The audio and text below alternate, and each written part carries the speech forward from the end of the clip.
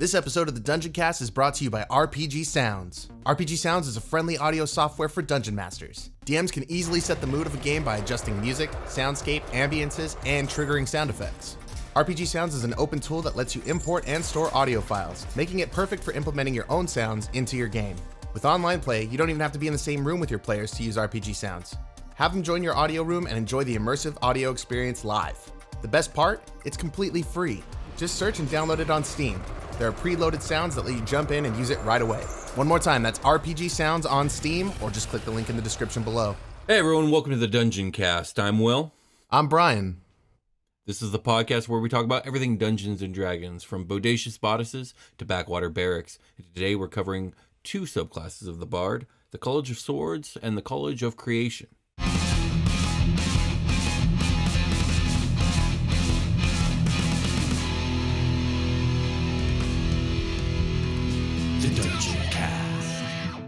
Hey, Brian. Hey, Will. How you doing, man? I'm making it. I'm getting in there. I'm ready to talk about bards. I'm ready to talk about a reflection of us, like how we are on the show, barding about. Oh, yeah, that's true. How are you, man? What's up? I'm doing good. I'm still getting used to the recording of this remotely, but it's starting to become more of a groove, and I'm ready to get into it. Definitely. Let's do it. All right. So in the worlds of Dungeons & Dragons, words and music are not just vibrations of air, but vocalizations with power all their own. The Bard is a master of song, speech, and the magic they contain. Bards say that the multiverse was spoken into existence, that the words of the gods gave it shape, and the echoes of these primordial words of creation still resound throughout the cosmos. The music of bards is an attempt to snatch and harness those echoes subtly woven into their spells and powers. The greatest strength of bards is their sheer versatility. Many bards prefer to stick to the sidelines in combat, using their magic to inspire their allies and hinder their foes from a distance. But bards are capable of defending themselves in melee if necessary, using their magic to bolster their swords and armor. Their spells lean towards charms and illusions rather than blatantly destructive spells. They have a wide-ranging knowledge of many subjects and a natural aptitude that lets them do almost anything well. Bards become masters of the talents they set their minds to perfecting, from musical performance to esoteric knowledge. So that's your little re-rundown of the Bard, which we've covered the Bard many times on this show. But now we're getting into specifics here. So any questions about the Bard or any comments about the Bard before we tackle our first college, the College of Swords? You know, when I was building my character, it was the versatility really does scream out in every iteration of the Bard that I've ever built. The versatility is definitely there. It's just like inherently built into the class. Like I was almost overwhelmed by options, so to speak. Right. Like, you know, just so much, especially when you start, inserting things like feats that give you even more versatility and options as far as character building. Yeah. I was like, oh man, like glad that I took some time out of my day. Like you can throw together a fighter pretty quickly if you have an idea of like who you want that fighter to be. When you sit down to do a character sheet. When you're sitting down to do a Bard character sheet, you're gonna need to do like some reading. So definitely prepare for that if you're gonna build a Bard. There's a lot of thought. Like you said, there's a lot of options, and like versatility is the name of the game. It's even more versatile than the rogue, which is ridiculously versatile. Yes. As a matter of fact, you can basically build a rogue, which is kind of what I did, but let's get into it. Okay. So first is the College of Swords. Bards of the College of Swords are called blades, and they entertain through daring feats of weapon prowess. Blades perform stunts such as sword swallowing, knife throwing, and juggling and mock combats. Though they use their weapons to entertain, they are also highly trained and skilled warriors in their own right. Their talent with weapons inspires many blades to lead double lives. One blade might use a circus troupe as cover for nefarious deeds such as assassination, robbery, and blackmail. Other blades strike at the wicked, bringing justice to bear against the cruel and powerful. Most troops are happy to accept a blade's talent for the excitement it adds to their performance, but few entertainers fully trust a blade in their ranks. Blades who abandon their lives as entertainers have often run into trouble that makes maintaining their secret activities impossible. A blade caught stealing or engaging in vigilante justice is too great a liability for most troops. With their weapon skills and magic, these blades either take up work as enforcers for thieves' guilds or strike out on their own as adventurers. So, that's cool. Yeah, I do like the College of Swords. So I remember when the College of Swords came out, I was just like, oh, it's kind of like the College of Valor, but just a little bit more fightery. Um, but reading more into it, the College of Valor Bard, which we're not really talking about today, is kind of like, what if a Bard was also a part-time fighter? Well, the College of Swords is more like, what if a Bard was a part-time rogue? Yeah, I mean, there's a couple of, like, it says you can go the rogue route, and it also says you can go like the more I mean, like knightly, it seems like, or paladin like. I was thinking more along the lines of like the more Robin Hoodie, the more like, fight the wicked, give back to the poor kind of deal. I guess that's true. But yeah, I mean, you could get all zealous about it. I mean, you could slap some zeal onto pretty much any character class and become like a holy zealot. So, but yeah. So first up, the College Sword Bard gets some bonus proficiencies at level 3, which is of course the level which you're going to choose the subclass. When you join the College of Swords at 3rd level, you gain proficiency with medium armor and the scimitar. If you're proficient with a simple or martial melee weapon, you can use it as a spellcasting focus for your bard spells, which is really nice. So you're not, having to switch out your melee weapon for a spellcasting focus. It's, quite handy. Yeah, that is pretty cool just to have it right with you. Indeed. Also, at level 3, you get a fighting style, very much like a fighter would. You adopt a style of fighting as your specialty. Choose one of the following options. You can't take a fighting style option more than once, even if something in the game lets you choose again. So you are very limited. It's not like a fighter, a paladin, or a ranger where you get like 5 or 6 options. You get 2. You can either choose dueling or 2-weapon fighting. Dueling, when you are wielding a melee weapon in one hand and no other weapons, you get a +2 bonus to damage rolls with that weapon. As we know, that also works if you have a shield in the other hand. So that's a really good one if you want bonus to defense and damage. The next one is the more flashy one, 2-weapon fighting. When you engage in 2-weapon fighting, you could add your ability modifier to the damage of the second attack, which of course is really nice because otherwise dual wielding is not so useful because you don't really get that ability modifier to make the damage worth using your bonus action. Yeah, I wonder which one of these is more popular. Because I like the idea a lot of having a shield. Boost that AC, protect yourself a little more in combat, and then you do get that little extra damage. +2 to damage, that's super meaningful at 3rd level. Over the course of a fight. It really is, and especially like, if you're trying to compare it damage-wise to the two-handed, overall the two-handed like probably does like give you a little bit more output, but not enough to like probably counterbalance that +2 to AC. I'm pretty sure all optimization guides I've ever seen really kind of poo-poo on dual wielding, which is a shame because dual wielding is really flashy and fun. But I guess when it comes down to it, that's why we like dual wielding, is because it is flashy and fun. Yeah, exactly. Like if your character has if you have a certain fighting style in mind, or if you want the image of someone with 2 weapons in there in each hand, like that's up to you. If you want to have that that flavor, that image, a lot of people really like that. Indeed. And I vaguely remember because I did build this character almost a month ago at this point, but I'm pretty sure I built a dual wielder, but we'll get to it. So you get another feature at level 3. This is the big one. It's called Blade Flourish.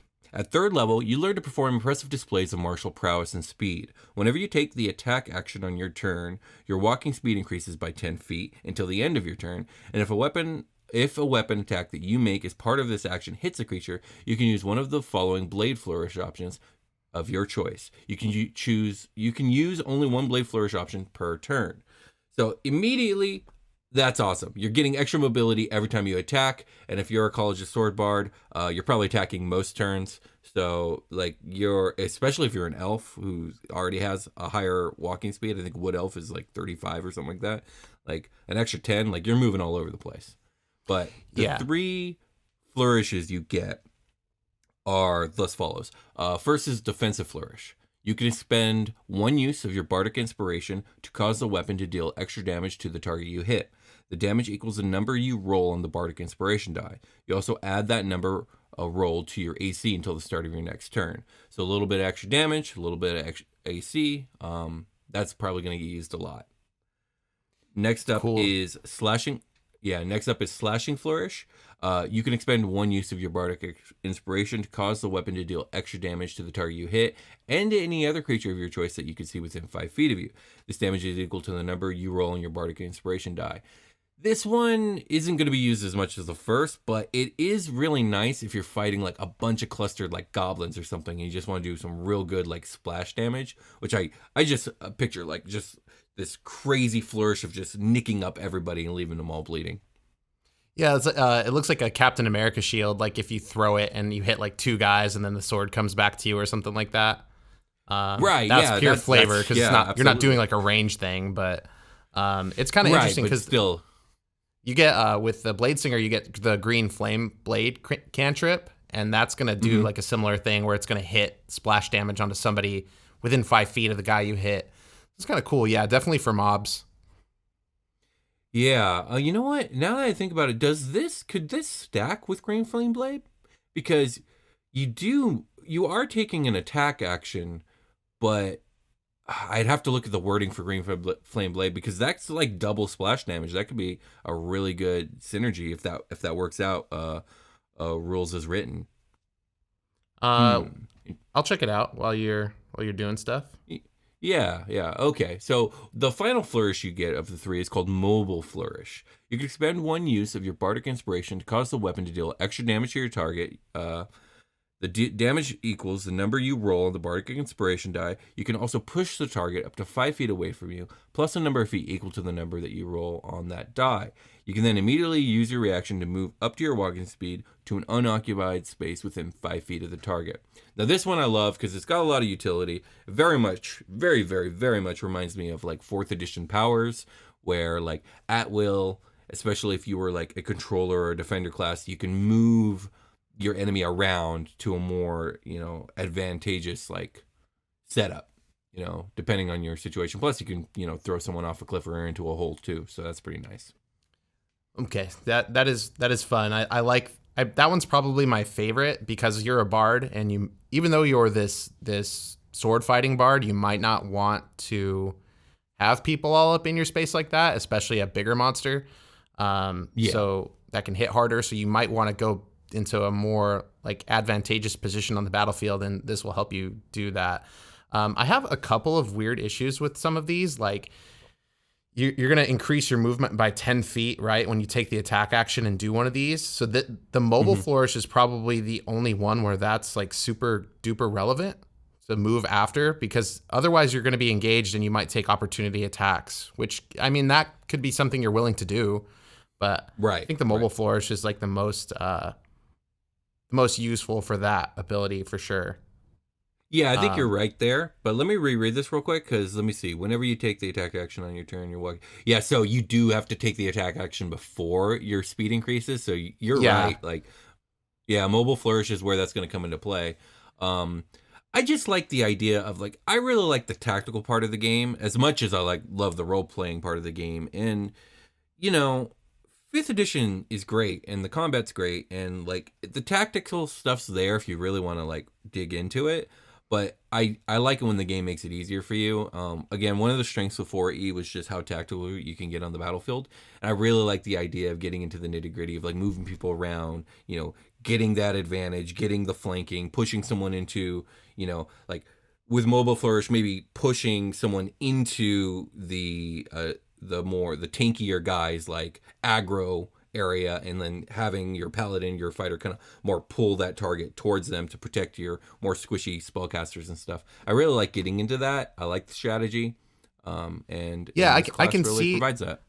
I can see why that is super. Like, I love when I played a fighter, and when I'm playing a blade singer right now, I love the mobility of being able to move without like having to take opportunity attacks, because I multi-class a rogue, so I'm going to use my bonus action a lot to be like disengaging and to like get where I need to be, go in for an attack, become defensive afterwards, and like get a really good position on the battlefield. It's super meaningful. And one thing you could do is, if let's say you're running up to charge into battle and you're like 30 feet away, you have to use your full movement to get to your first enemy. What you could do is take the defensive flourish, hit the enemy, And then if you don't leave melee range, you can use that extra 10 feet to get onto whatever side of the enemy that you want to be that is most advantageous for you. So that's a cool thing that you could do. So in terms of Green Flame Blade, we should have kind of known this right up front. You're going to use your action to cast a spell and not take the attack action. So there's no stacking that. Okay. I pulled it up. I'm like, duh, this is a spell. I know the wording with the cantrip with the attack cantrips is a little funny, so it doesn't stack, you use your action to use a spell, and the spell says make a melee attack. So you use your action to do a spell. You're not taking the attack action. Exactly. Gotcha. Yeah, it's all about like the order in which you select. In this case, it very much is. So because you talked briefly about multi-classing, if I was to like build a College of Swords Bard for the long term, I would definitely dip a couple levels into Rogue for that sneak attack and a couple other things. It's just the synergy is just too good to not. It really is, and you're gonna get like a lot of magic bonuses just because you're a Bard. You get that full caster feel. Yeah, I would definitely like choose a College of Sword Bard multi-class into Rogue over an Arcane Trickster Rogue. You know what I mean? I would like that Rogue, extra magic. Rogue, Paladin, Warlock, those are all like excellent multi-classes. And I could pretty much see either of them, any of those being stacked with this. Very much so. But let's move on. So at level 6, you get the extra attack feature, which is you get to attack twice instead of once when you make your attack action. Mm-hmm. And finally, at level 14, you get the final big feature. It's called Master's Flourish. Whenever you use a Blade Flourish option, which you're probably going to use a lot, you can roll a d6 and use it instead of spending a Bardic Inspiration Die. So now you can do it ad infinitum for free. You don't have to use that Inspiration Die, which is nice because you really want to use that Inspiration Die for the more Healy stuff that you do, if you can. So obviously you got to wait till level 14, which is a long time to wait, but that would be a very refreshing option to get once you get there. Yeah, absolutely. Should we go over Bardic Inspiration Die, since it might have been a while for like maybe there's a newer player out there? It's been a while. Do you have it pulled up already? I'm in the process of pulling it up. I thought maybe you would have already had it. No, but I'm very close. I think it's a good idea, and like I wish I had like already set that up beforehand. It's something I should have thought of. But yeah, no, you're good. I have it. Let's go over Bardic Inspiration Die. Cool. I'll read it. Give it to us. At first level, you're gonna get the Bardic Inspiration. It's like a big mainstay of the Bard. It's the huge like, a Bard is really more of like a buff class or like a role playing class to me personally. I mean, these subclasses really give you like the utility to move forward with your own actions in combat and stuff, and like maybe magic. But this is what every Bard gets. You can inspire others through stirring words or music. To do so, use a bonus action on your turn to choose one creature that you, other than yourself, within 60 feet of you who can hear you. That creature gains 1 Bardic Inspiration Die, a d6. Once within the next 10 minutes, the creature can roll the die and add the number rolled to one ability check, attack roll, or saving throw it makes. That's super duper powerful. So the player gets the choice that receives the inspiration die. The creature can wait until after it rolls the d20 before deciding to use the Bardic Inspiration Die, but must decide before the DM says whether the roll succeeds or fails. Once the Bardic Inspiration Die is rolled, it is lost. A creature can have only 1 Bardic Inspiration Die at a time, so no stacking them. You can use this feature a number of times equal to your Charisma modifier with a minimum of once. You regain any expended uses when you finish a long rest. Your Bardic Inspiration Die changes when you reach certain levels in this class. The die becomes a D8 at 5th level, a D10 at 10th level, and a D12 at 15th level. And that really kind of scales, like when you're doing casting, especially with cantrips, those cantrip buffs kind of scale with your character level. This is going to do the same thing with your Bard level. Yeah, absolutely. Yeah, really, really, really cool. And I think the later on, you can, is that every Bard where you get Bardic Inspiration Die recharges at short rests? I believe so, yes. Yeah, I think that's every Bard. I read it in here. I'm pretty earlier, sure it's every Bard. Yeah, talking about this reminds me how freaking nice it is to have a Bard in your party.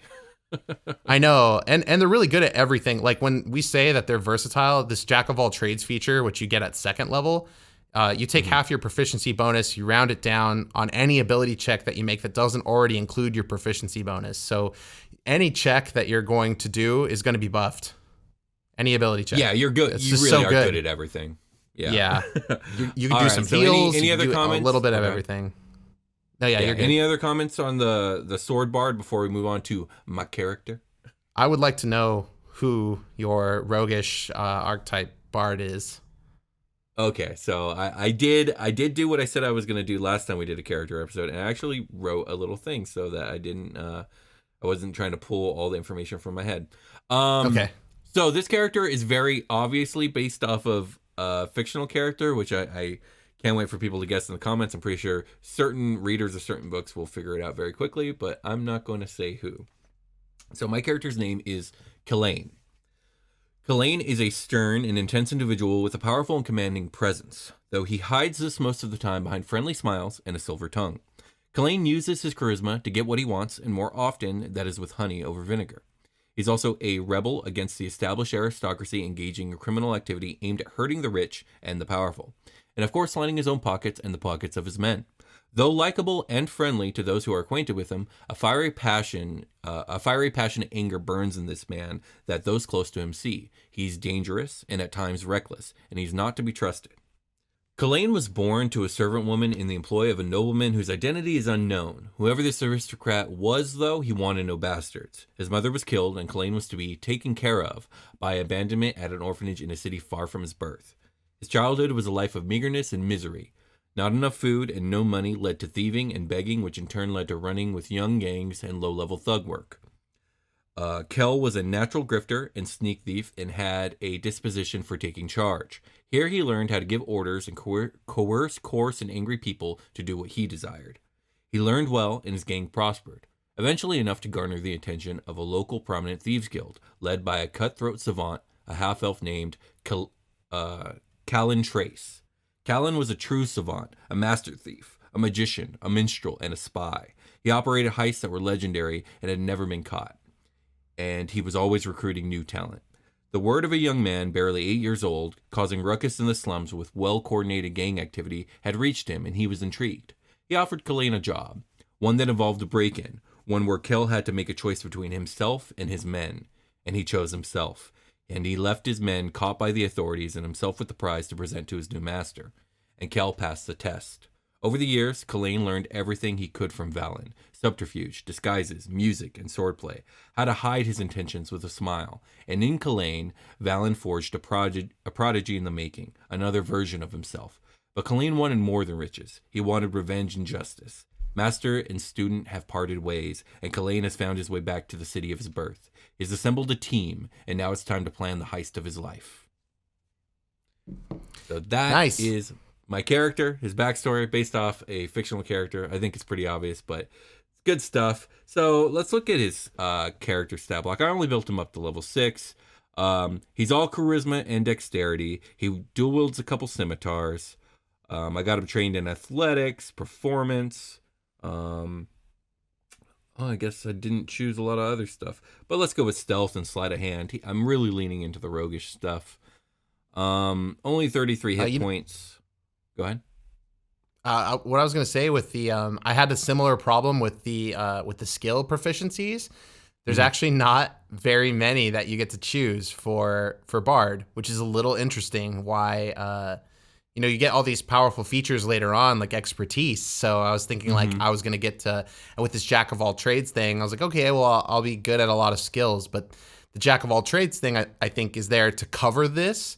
You get like a lot of, you get a lot more tool proficiencies with Bards. Like it made me pick 3 instruments and 3 skills. And then I didn't pick any more skills after that.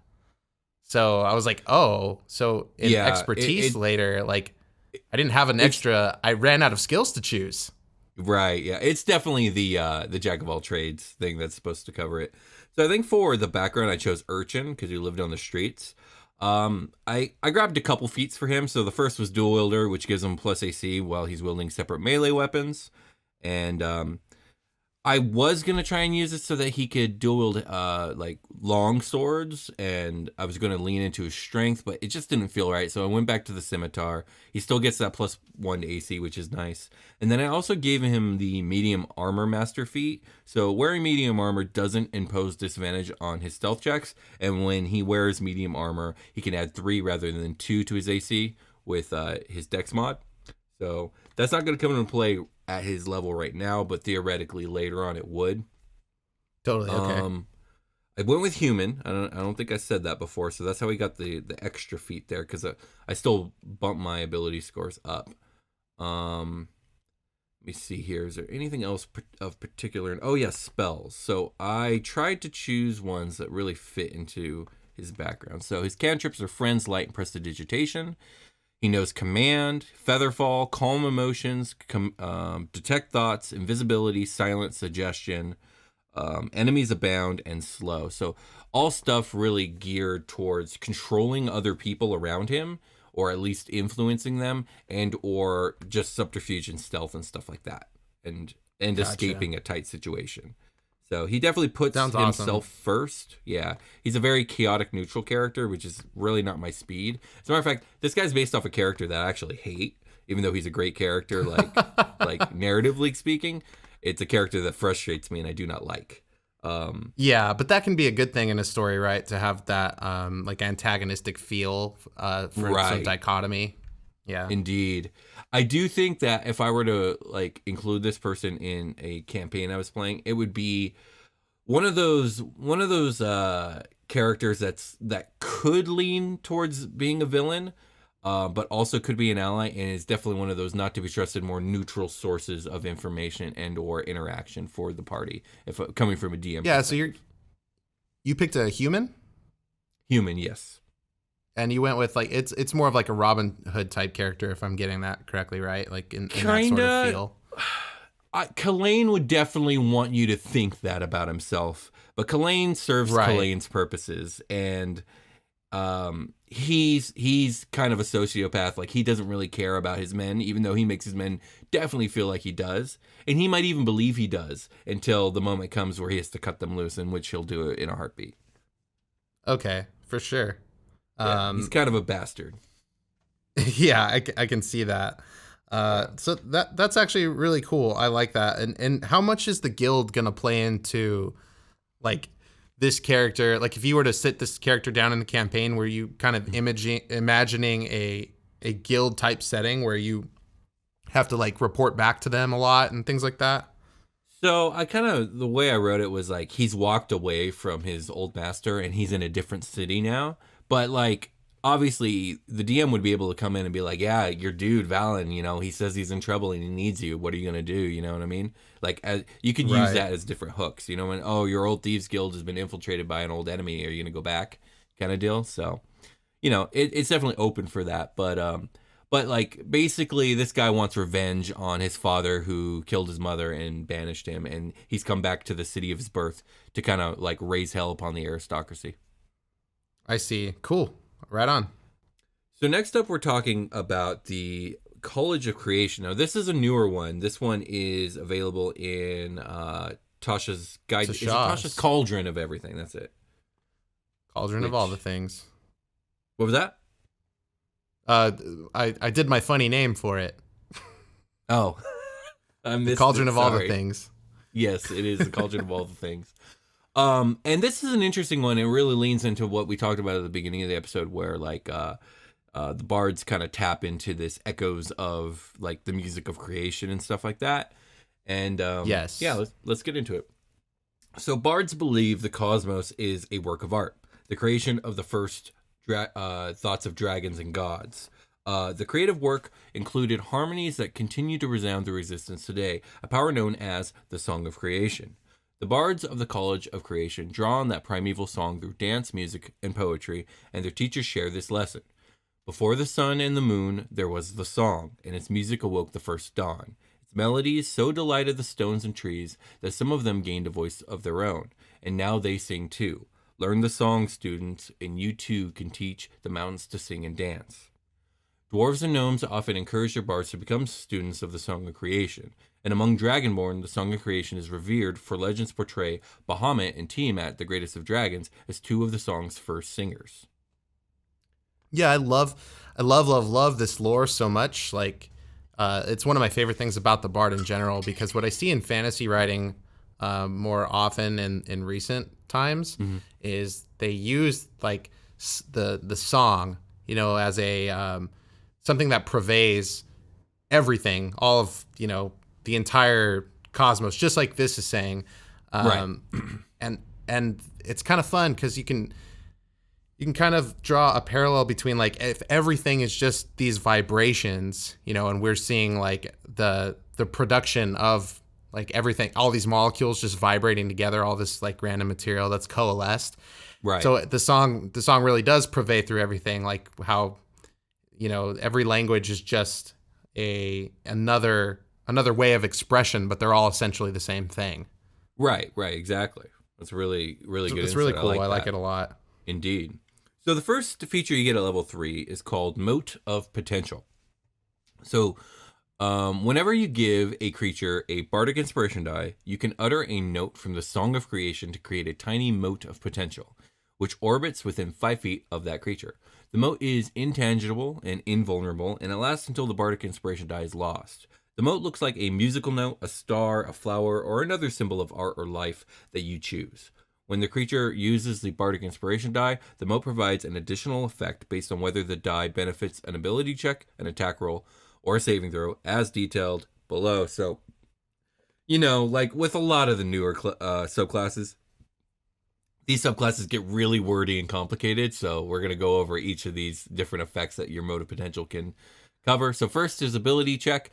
When the creature rolls the Bardic Inspiration Die to add it to an ability check, the creature can roll the Bardic Inspiration Die again and choose which roll to use. As the moat pops, it emits colorful, harmless sparks for a moment. So it's like you have advantage on it, which is kind of cool.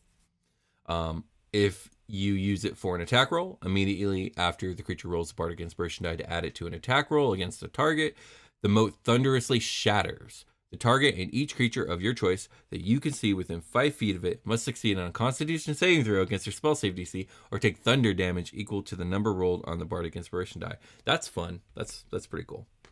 And then finally, saving throw. Immediately after the creature rolls the Bardic Inspiration Die and adds it to a saving throw, the moat vanishes with the sound of soft music, causing the creature to gain temporary hit points equal to the number rolled on the Bardic Inspiration Die, plus your Charisma modifier. So, very supportery, and I love it. I kind of love every bit of it. Yeah, this is just a bonus off of your Bardic Inspiration Die. Like, do the Bardic Inspiration Die stuff even more. Like, here's a bonus for that. There was long time ago, back in my 4th edition days, there was a player I played with who rolled a bard, and they reflavored everything. And they called themselves an ink mage, and basically all of their spells, they were like paintings that they would do with like a magic paintbrush and bring to life. And I could see that very much fitting with this Bard of Creation. Yeah, we've talked about that before. Like when we talk about like, a lot of the Bard stuff is geared more towards music when we talk about Bard, but there's a lot of Bard stuff that's like, these Bards are not just musicians, they're historians, they're storytellers within your world. And yeah, you can do, but that could translate to any kind of performance or like, poetry or art or, anything creative. Really, you can kind of put a layer over your bard and use that as flavor. It's like all these tool proficiencies that you get to select in D&D Beyond, just like change them to whatever it is that you want your bard to be doing. Yep, absolutely. Reflavor it all. So you get another feature at level 3. It's called Performance of Creation. As an action, you can channel the magic of the Song of Creation to create one non-magical item of your choice in an unoccupied space within 10 feet of you. The item must appear on a surface or in a liquid that can support it. The gold value of the item can't be more than 20 times your bard level, and the item must be medium or smaller. The item glimmers softly, and a creature can faintly hear music when touching it. The created item disappears after a number of hours equal to your proficiency bonus. For example, of items that you can create, see the equipment chapter of the player's handbook. Once you create an item with this feature, you can't do so again until you finish a long rest, unless you expend a spell slot of 2nd level or higher to use this feature again. You can have only one item created by this feature at a time. If you use this action and already have an item from this feature, the first one immediately vanishes. The size of the item you can create with this feature increases by one size category when you reach 6th level, which it can then be large, and then 14th level, which it can then be huge. And I went ahead and we got the stat block for your item here. And it's called a dance. Go ahead. Did you want me to read it since it's a stat block? You know, you go right ahead. So the dancing item is a large or smaller construct with an armor class of 16, hit points of 10, plus 5 times your bard level. So for me, I'm creating a level 10 bard. I usually just go with level 10 because it gets a nice scope of features for the class. But it's going to be 5 times 10 hold up before we cover this, because you know what, there's kind of more to talk about, and then we'll come back to this, because I'm realizing this block really is attached more to the next feature, which is also part of this performance of creation feature. It's all tied together. So let me explain the dancing item before we go over the stat block. Sorry about that, man. That's my bad. Sure. Yeah. So at level 6, you get animating performance. So as an action, you can target a large or small non-magical item that you can see within 30 feet of you and animate it. The animate item uses the dancing item stat block, which uses your proficiency bonus. The item is friendly to you and your companions and obeys your commands. It lives for 1 hour until it is reduced to 0 hit points or until you die. In combat, the item shares your initiative count, but it takes its turn immediately after yours. It can move and use its reaction on its own, but the only action it takes on its turn is the dodge action. Unless you take a bonus action on your turn to command it to take another action. That action can be one of its stat block or some other action. If you are incapacitated, the item can take any action of its choice, not just dodge. When you use your Bardic Inspiration feature, you can command the item as part of the same bonus action. You use your Bardic Inspiration. Once you animate an item with this feature, you can't do so again until you finish a long rest, unless you expend a spell slot of 3rd level or higher to use this feature again. You can have only one item animated by this feature at a time. If you use this action and already have a dancing item from this feature, the first one immediately becomes inanimate. And now, Brian, tell us all about this dancing item stat block.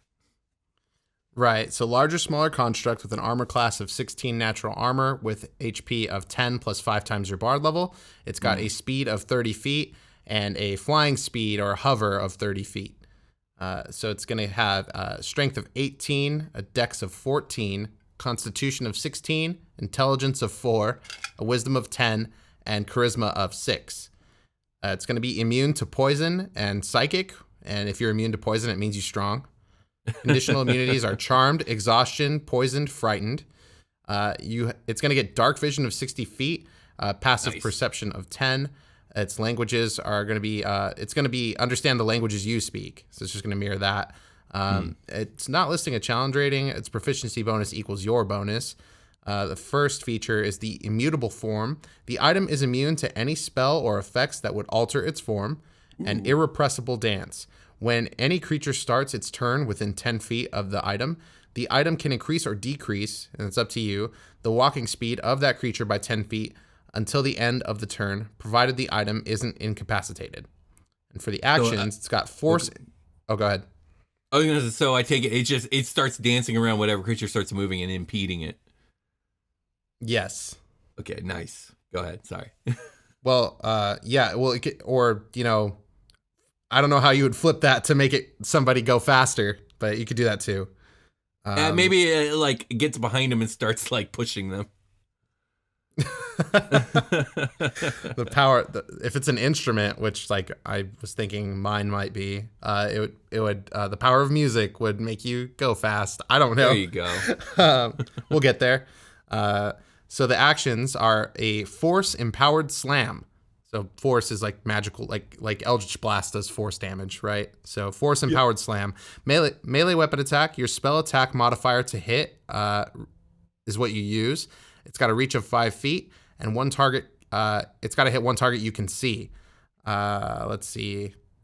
It's going to do 1d10 plus PB force damage. What? PB force damage? What is that? Proficiency bonus force damage. Oh, I see. So Proficiency the reason bonus. this thing doesn't have a challenge rating is because it's tied into your growth as a character. So its challenge rating just fluctuates. Yeah, I wonder how similar this is to the Artificer's like Golem. I don't have that up next to the me, Iron but Defender. Yeah, it's really reminding me a lot of that. Yeah, it is similar in some ways. So this feature seems to be basically kind of three things. It's a little bit of extra damage. It is kind of a tactical controller, which I like. It's slowing down your enemies. It's speeding up your allies, so it's helping control the battlefield. And then it's also a distraction because if, you're fighting, I don't know, a dumb ogre, this thing's going to be really annoying to it and probably distract it off your guys, which is nice. Yeah, especially if it's noisy, which I'm thinking it might be. Definitely. And yeah, an extra body on the field is always super beneficial. Eating turns in Dungeons and Dragons is really mechanically embedded into the game. So this might eat up somebody's turn just as a distraction. Yeah, absolutely. And its defenses are nothing to sneeze at. You got a natural 16 armor class, and its physical stats, strength, dex, and con, are very impressive. Like, if that was a fighter, that would be a buff-ass fighter. Yeah, its AC might be higher than yours. Yeah, exactly. Its AC might be higher than yours. So that's fantastic. And its HP is, it's okay. It depends on your bard level, I suppose. Let's see, a level 5 bard, so 35 HP. It's about the same as whatever your bard's HP is going to be. But yeah, right. So nothing to and depending on how you use it, it could be on the field for 3 to 5 turns. If it's getting attacked. It's definitely a fun and unique feature. I love it. I love it. So I like how you can use your proficiency or your spell slots to do it again. Yes, that is nice. Where it's it's kind of a cap on how many times you could do it, but if you really want to do it, you can kind of push through. I like that soft cap. Yes. So the final feature you get as a College of Creation Bard is called Creative Crescendo, and you get this at level 14. When you use your Performance of Creation feature, you can create more than one item at once. The number of items equals your Charisma modifier with a minimum of 2. If you create an item that would exceed that number, you choose which of the previously created item disappears. Only one of these items can be of the maximum size you can create. The rest must be small or tiny. You are no longer limited by gold value when creating items with the Performance of Creation. And very much as the name... Yeah, very much as the name of this subclass is and of all these subclass features are, this really is a creative feature. And, nothing immediately pops out to me as, what I would use this for. If I were playing this, but I'm sure if you were to sit down and really pour over all the items you can make, and all the different situations you could use those items, I'm sure some crazy creative stuff can come out of this. Yeah, I mean, the options are almost unlimited when it comes to this item. Exactly. So it's one of those things where the gold count was what was the big limiter. It was, and it's one of those things where it's oh yeah, that seems really awesome until someone comes up with something so genius it breaks the game. The DM's like, God damn it. So. Yeah, I mean, well, you cross that bridge when you get to it, Exactly. As a dungeon master, you got to be ready for that. Your players are always going to do that, and that's okay. It's fun stuff. So, anything you want to add before we get into your character? No, I'm ready. All right, tell me all about your character, Brian. I'm very curious. Okay, well, I was very conflicted at what direction I wanted to go in when I was reading the stats, because at first I was like, okay, I have a clear picture of a dynamic character I want to create. And then halfway through, when you start getting into these animating objects kind of thing, because you could take spells as your bard to do that sort of thing too. The bard spell list is really nice. But I really got into some Yen Sid sort of feels, a Sorcerer's Apprentice stuff. I was like, that would be fun to do. But I really like the first thing I came up with. So I ripped a name out of a game that I used to play this wizard in your special guest Jake's game that he played for a little while. I played with him. Oh yeah, you told me about this. Yeah, it's nothing like that character. I just like the name so much, and I think it fits a lot better on this character than that one. But my character's name is Conjoner, inspired by John Connor from Terminator. You the don't Terminator say. series. Yeah, and then so I was thinking I would just lift John Connor, turn him into Con Johnner, but I took a Protector ASMR is going to be the class I went with. Okay. It's going to give you that nice +2 boost to charisma. So I thought that would be cool to like buff the bard. And I wanted to give him the soldier background and make him a military leader of high rank, fighting in the post-apocalypse where the Warforged have taken over. Nice. Hell yeah. Yeah. I'll call it WeaveNet instead of Skynet, like the magical weave. Absolutely. And, yes. Yeah. So we're so Con Johnner is one of the leaders of the resistance fighting against the Warforged controlled by the WeaveNet. They want to eradicate mankind and I guess humanoid kind and all of their fleshy stupidity, I guess. So with Con Johnner, I want to go with the I really like the idea of a military using the features of bards to like provide support to troops in combat. So like kind not of just like a warlord, like a combat, like inspirational leader. Yeah, like like I really love the idea of an army like charging forward, clerics in the back sort of thing to like run up and do heals on people, and then like a big horse drawing a wagon with a bard in the back of the wagon just like fucking jamming, right? Like playing music absolutely. and like helping everybody kick ass. Giving out Absolutely. bardic inspiration, all that stuff. This will be kind of like that, like that's more of a fantasy setting. This is like we're a tactical guerrilla regime. We hide in the sewers of the old societies and make bunkers and all this stuff. But the Protector ASMR is gonna like fight for justice and do all this stuff. A lot like I picture John Connor doing. For my proficiencies, I took the drum, the flute, and the lute, and mostly because that sounded nice when I was going through the list. And then I took Arcana, History, and Persuasion. So the Arcana is big for the Creation Bard to like understand what they're doing and how it all works.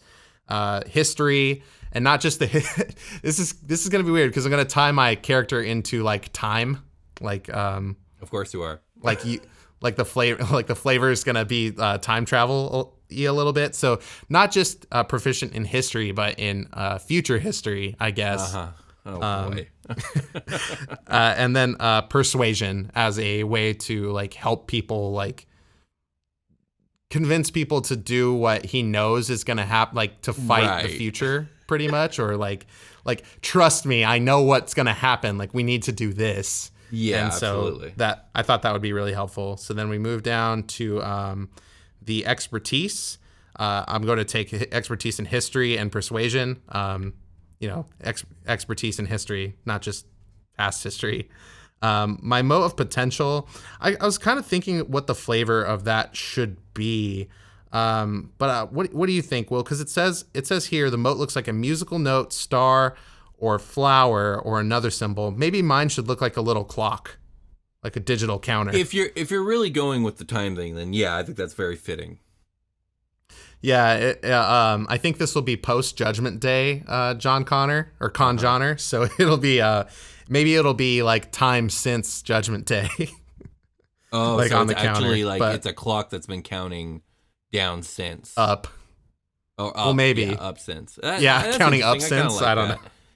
Now I know you chose ASMR for like a mechanical reasons. Was there any like lore reasons that you went with that? Not really. I mean, like John Connor's supposed to be the savior of mankind, and this protection so like a ASMR kind of like style thing.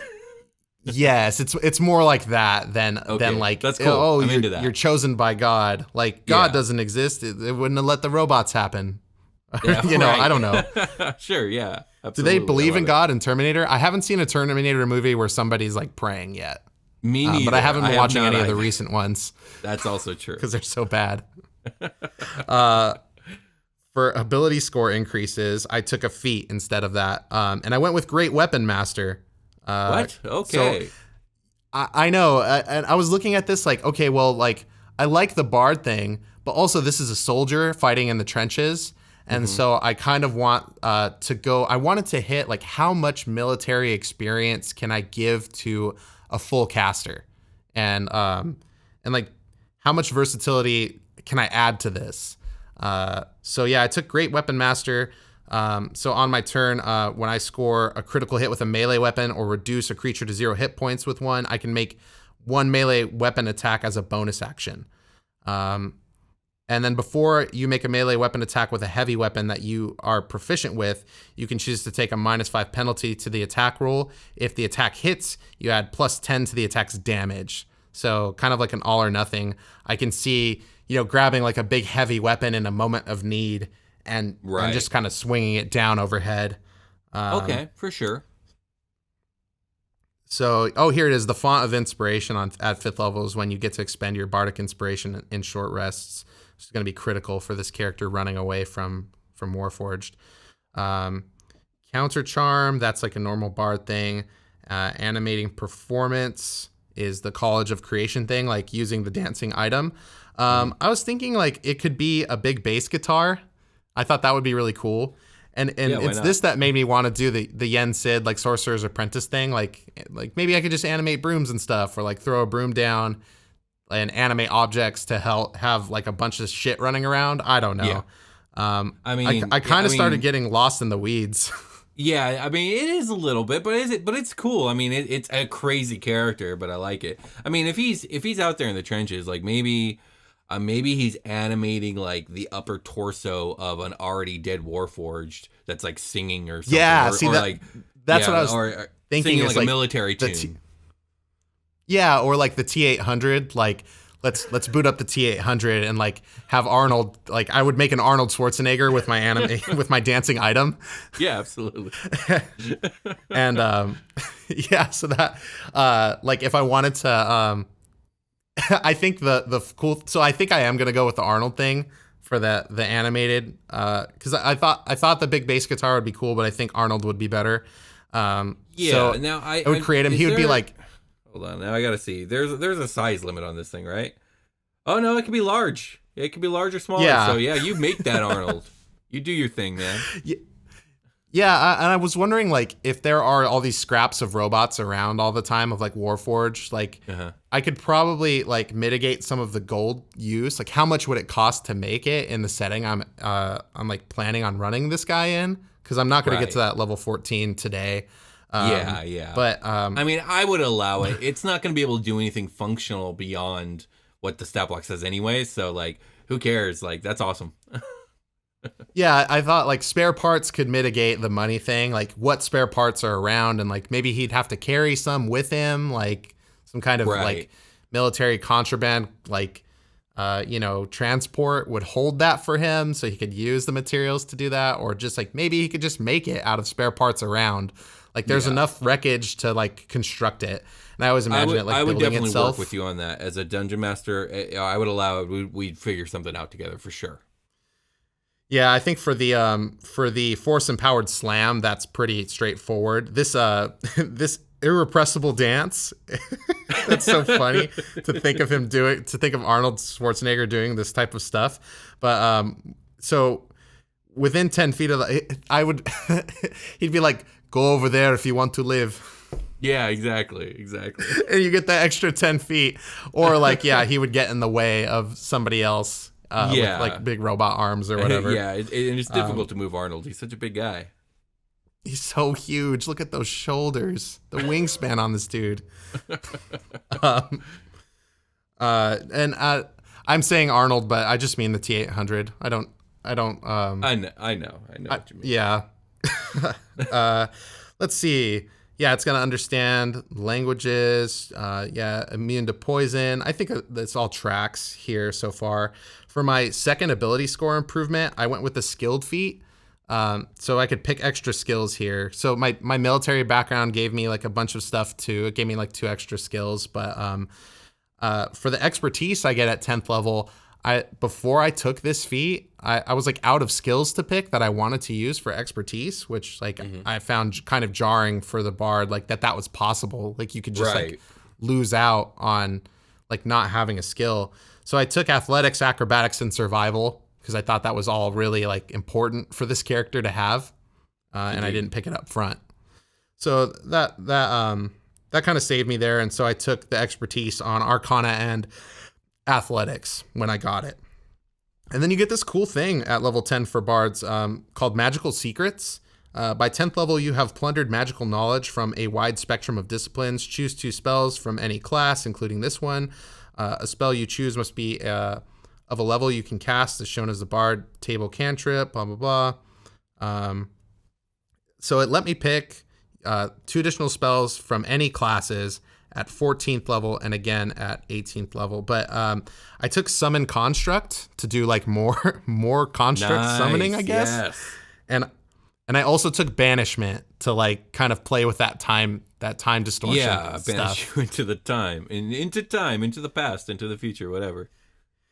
Yeah, like maybe my dancing item is like I time travel a T800 like into being right there. Like with some like I was thinking I could have like an item that's some like magical device that could dilate time like that to as flavor, you know, just for this feature. Yeah, absolutely. And kind of take some of the magical element away and replace it with the machines for this like sort of like setting I have in mind to play in. Which is, you know, post-apocalyptic in a lot of ways. Very much and so. But yeah, that's pretty much inherently what the character is and what it's about. I think for the ability scores, I took like, let me look at that really quick because I know I tried to do like as much interesting stuff as I could. I mean, you did some wild stuff. I'm looking at it right now, and the dexterity is just a tragedy.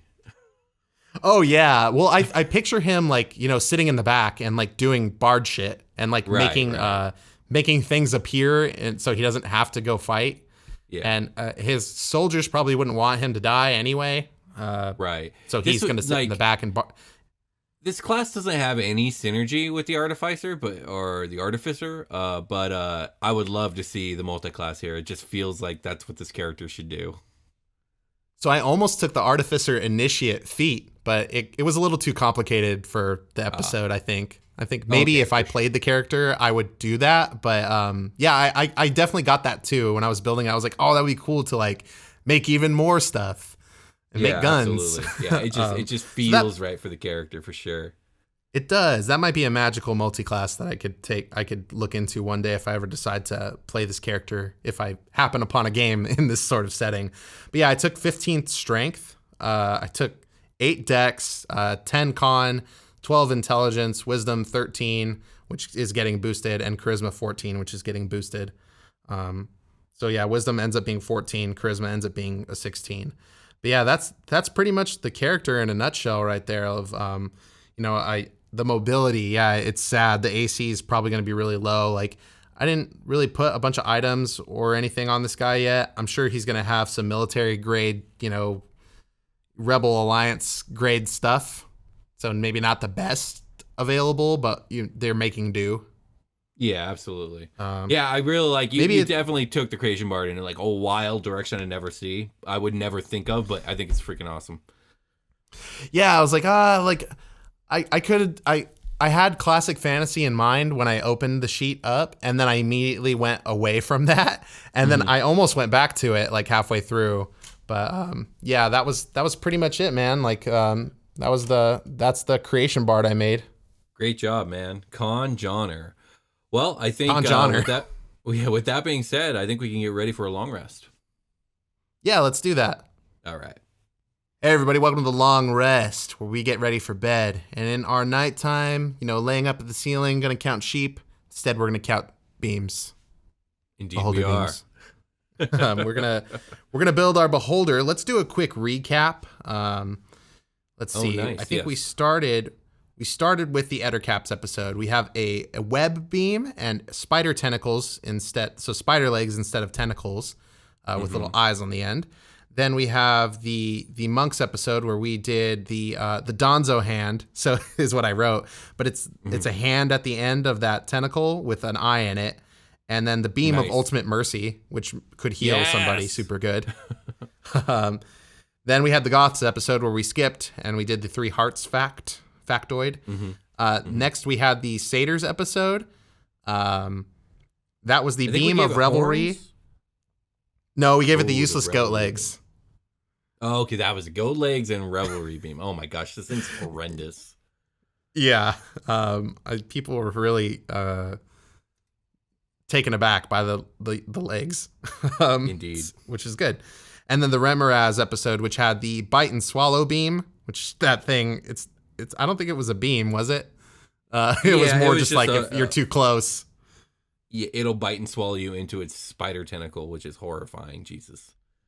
Yeah, and then it had those finned wings that the Remoraz has on its sides, and that's where we left off.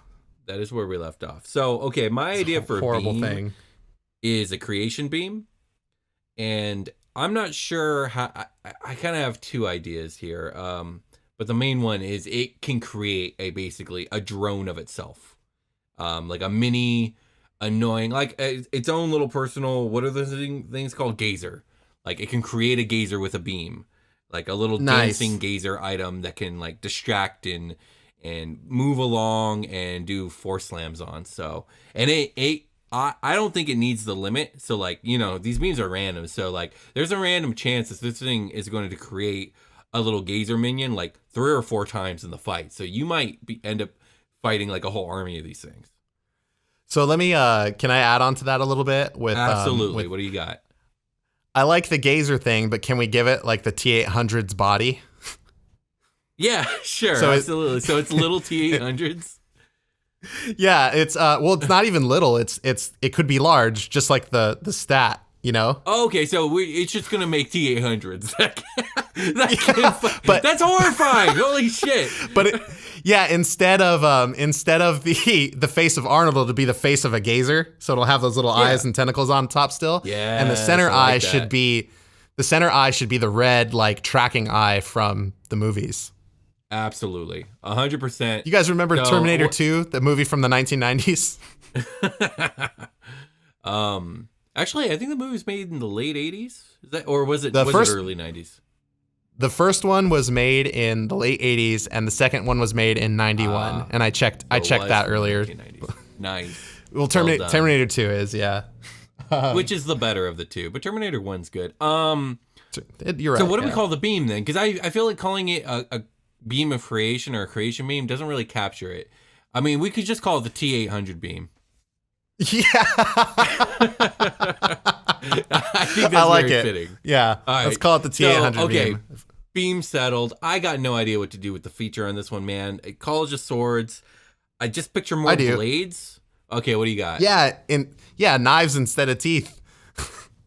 Okay, it's got blades for teeth. That's horrifying. Yeah. I love it. Okay, so it's got steel blade teeth. Okay. Yeah. Cruella, so the teeth would normally be these like. Go ahead.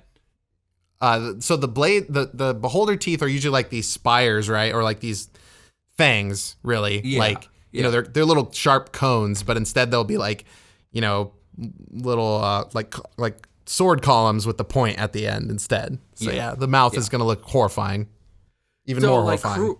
Cruel Eyes DeVille was horrifying, but there was also like a grace and elegance to Cruel Eyes. Like this thing that we're making now, which does not have a name yet, is a magnitude, a whole order of magnitude more horrifying than Cruel Eyes ever was.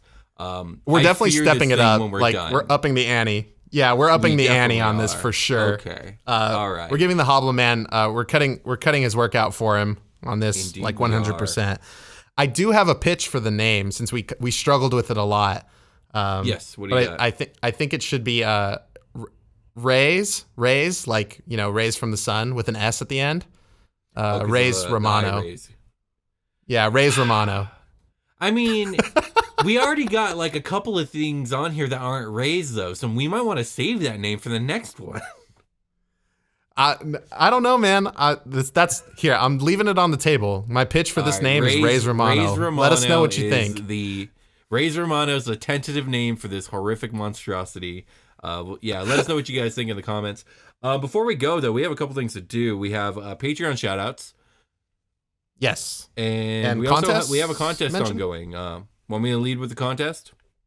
Yes, please.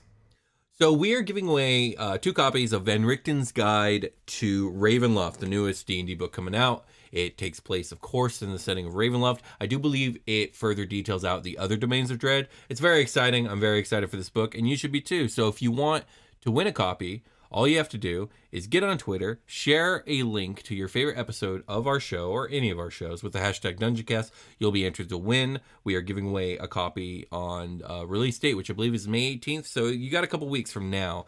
There's also a way to win on Instagram, which Brian can detail more so than I can. Go to Instagram, find the post related to the contest. It should be some art of the Van Richten's book, which the artwork for this book I've been seeing has been phenomenal so far. Indeed. Very excited to get in there and see what there's to see. But find that post, like it, make sure you're following that Instagram account, and then tag people in the comments below. One tag equals one entry, so you can enter as many times as you'd like. The whole idea is to spread the word about the show. On that note, please leave us an iTunes review, as it really, really, really, really helps every time you guys do that, including YouTube comments. Although I think YouTube's algorithm is currently bullying us from some reports I've been seeing. And also there's a lot of spam going on. So like if you guys see the spam, just report it, I guess. I think YouTube's having an issue with that. Because I woke up YouTube's to 99 doing a lot of comments stuff right now, which hasn't been great, but there's nothing we can really do about that. Yeah, not really. But okay, so why don't we get to something a little more pleasant and important to us as well, which is thanking everybody who supports us on Patreon. Thank you guys so much. We're finally getting back to uploading content there, which has been a big relief on our end to get like new stuff aside from early episodes back in there. So yeah, expect more of that as things have started to open up for the post-production side of the show.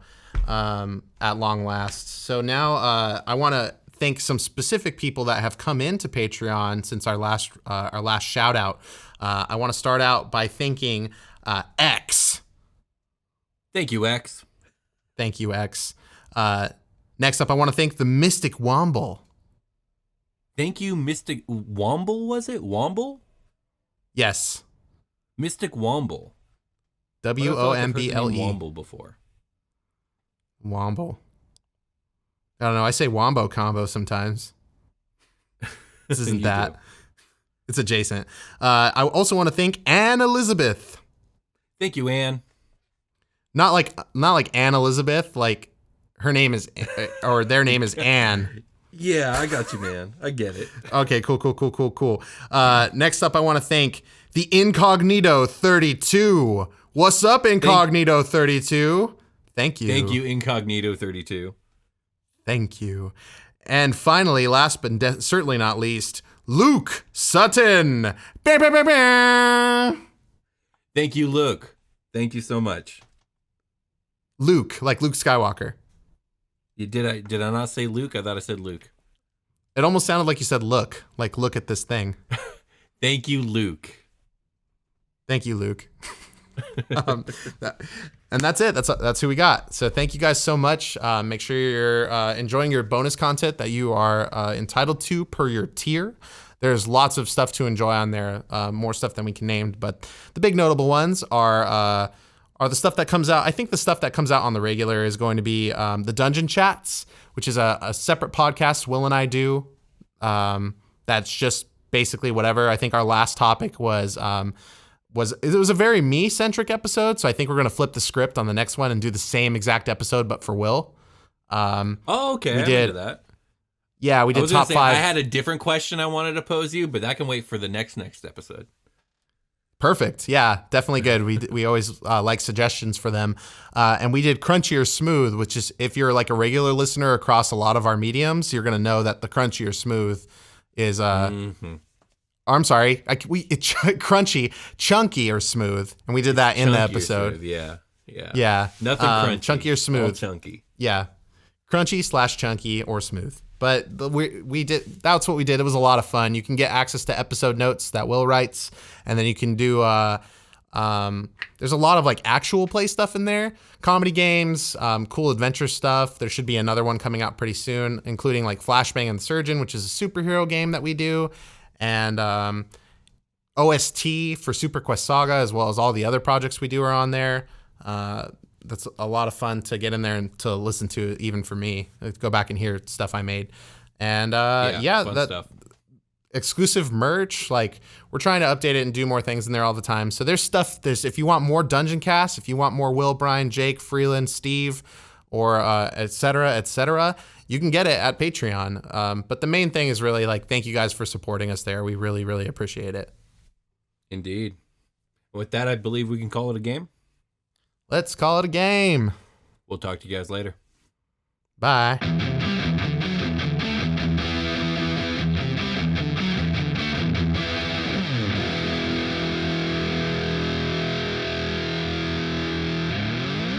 The Dungeoncast.